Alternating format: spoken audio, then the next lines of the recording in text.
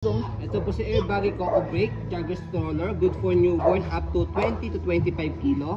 Proven and tested na po ito. Good for newborn po siya. 3 wheels, okay.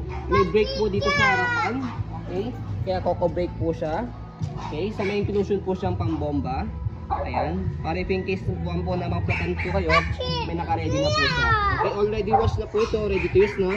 Pero kung di pa po kayo satisfied sa wash po namin, pwede nyo po siyang i-rewash or sanitize po. Okay? So ito po yung details po niya one by one. So full canopy siya. Ayan yung canopy natin. So meron siyang pick-up po dito. Ayan, pwede nyo i-roll and then lock. Ayan, okay. Okay. So ayan.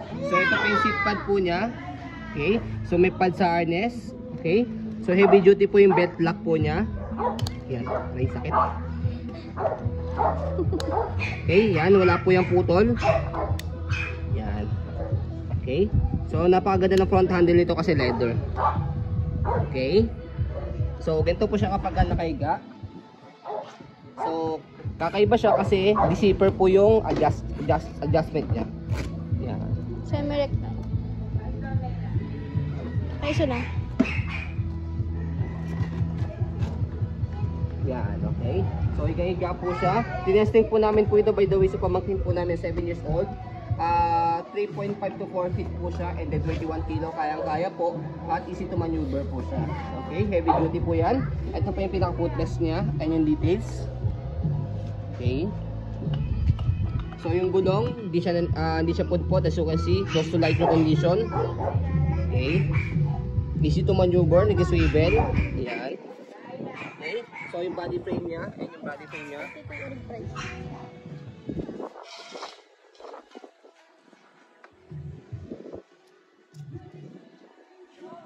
Yan, okay. So sa likod, ito yung zipper niya. Upo muna natin.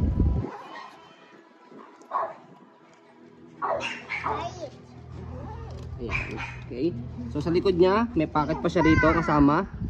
Okay, basket, okay din po yung basket niya. Gulong, okay din po, close to light new condition, hindi po pudpod. Okay, body frame, okay din po siya. Yan, stopper, ito. Babali na po siya. As you can see, meron kayong makikitang stand dito kasi pag finold po siya, can stand alone. Okay, so sa kabilang side, ayan, meron siya ditong cup holder para sa nag-jogging po. Ayan, kasama na po yan sa stroller. So yan po yung dito sa kabilang body frame. So sa handle, yan, leather po siya. So ito po yung brake po niya sa harapan. So use po ito habang nag-jogging po kayo. If in case na may tumawid po, at least mapibrake niyo po agad siya. Okay? So ito po yung inclusion po niyang pang-pump or pang-bomba. Okay? So stroll muna natin para makita niyo po na wala pong issue kapag ginamit po yung stroller natin. Okay? So, ang issue po nito, bukod po sa may body frame po niya na meron po kayo nakitang scratch po, kasi okay naman po yun para sa mga pre-love po.